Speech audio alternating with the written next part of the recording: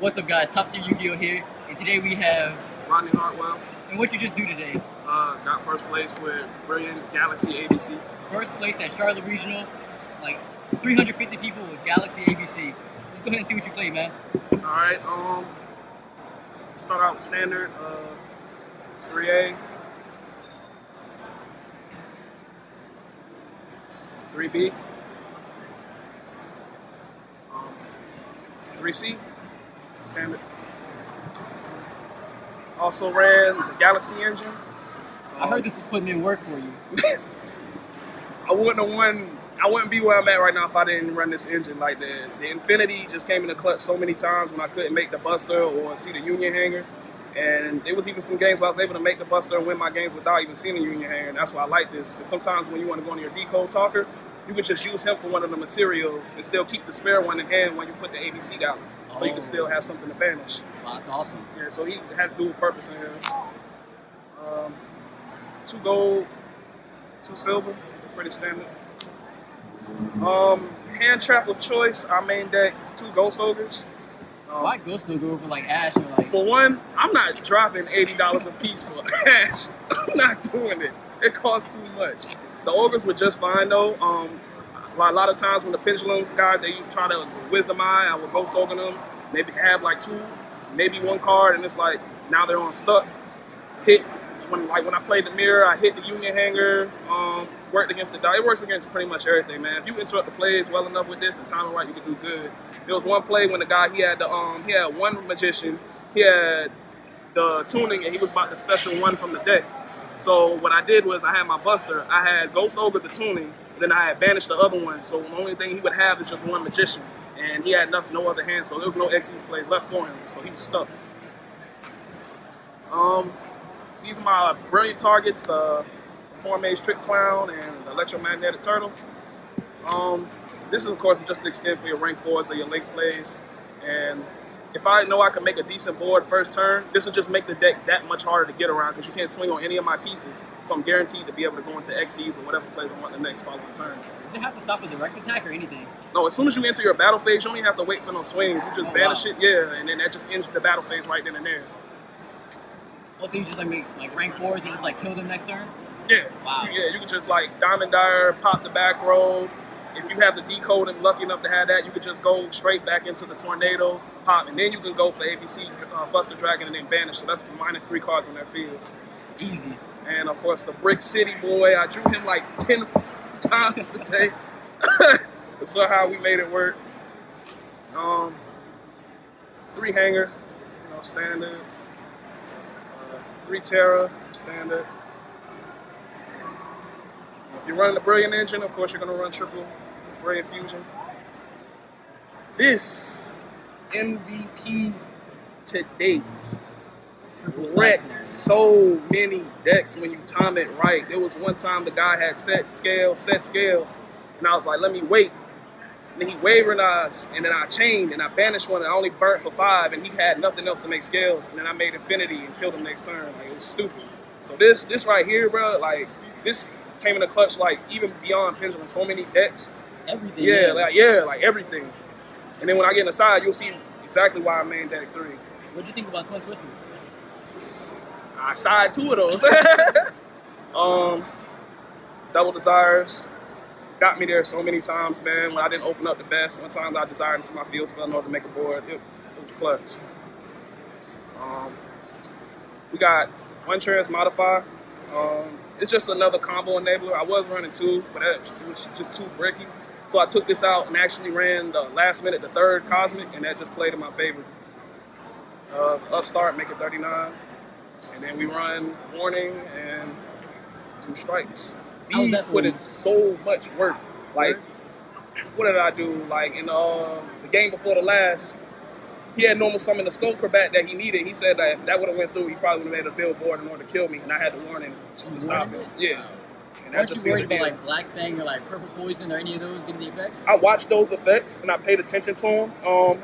That's why the Cosmic was so broken, because I was reading them and it was like, okay, if these right here can get, the only time I would allow the ones that special summon to add, if I knew I had to follow up to deal with it. Okay. If I had to follow up, it just didn't make no difference to me. As long as I stopped this and I timed it the right time, they had nothing left. What you want? Extra deck or you want side? Extra deck. Extra deck? Alright. Got your standard 3 busters. One Seraphonite. Sucker is misprinted, bro. The main man. The Infinity Package. Yeah. This, what?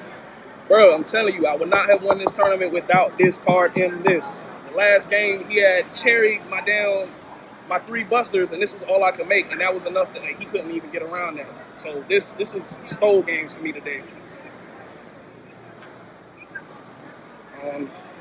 Utopia Package, of course, you know, it just beats over things you normally can't. It's actually pretty decent in the Draco matchup because they have to deal with it, and that sometimes that works out in your favor so that you can follow up with your buster to take a rip, like get rid of any back row, any diagram, especially diagram, because that makes him bigger than ABC. So sometimes this was just clearly just bait. If I brick, I make him, you know, he's there. Yeah, I mean, he get me there.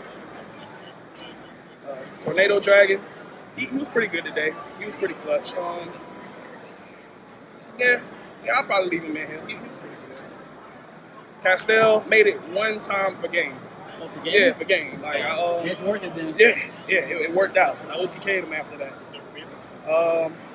1 Diamond Dyer. I went with the alternative of instead of 2 diamonds, I ran 1 and 1 because in testing sometimes I'll find myself with a decode, like I told you, and I can make this and sit on him instead of having to just give up. And if you have just 1 spot to make a monster, it's best to do this so that you don't get you can just still make room by plot. Yeah, just popping his stuff.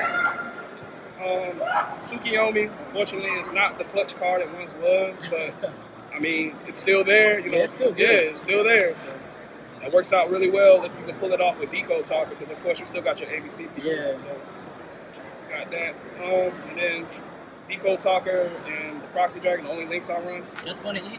Yeah, that's honestly, the extra deck is so tight. Yeah. I feel like I'd be giving up possible like game saving XEs or whatever monsters. And this is all I really need. Once I made this the first time, the deck wasn't really engineered to have like a long grind game like Paleo per se. You see what I'm saying? You just want to get in, make your combo, kill them as soon as possible while overwhelming them with advantage. So, and this is stupid in this deck because when they try to target stuff and you got your pieces and pointing at this, you can just tribute him to negate and then plus off it. And it just goes dumb. Side, never sided it. Thought it was a good idea, but just never found a situation where I needed it. Sided it, never seen it. Just in case those rogue graveyard decks like zombie swans and stuff like that, like they can't banish cards, but I can still banish cards, and it's a 2,500 wall. And then if I'm lucky enough to have the Grave Eternal with this, you know, they have to go above and beyond just to deal with this 1 card.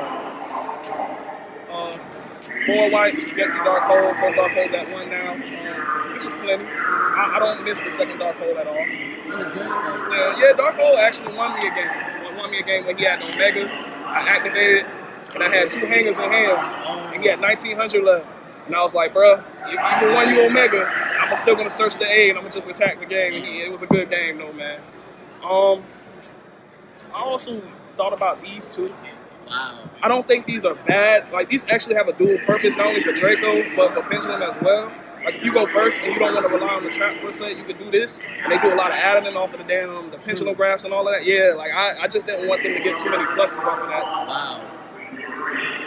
I bet you put a lot of people off guard like that. Yeah. These were savage today.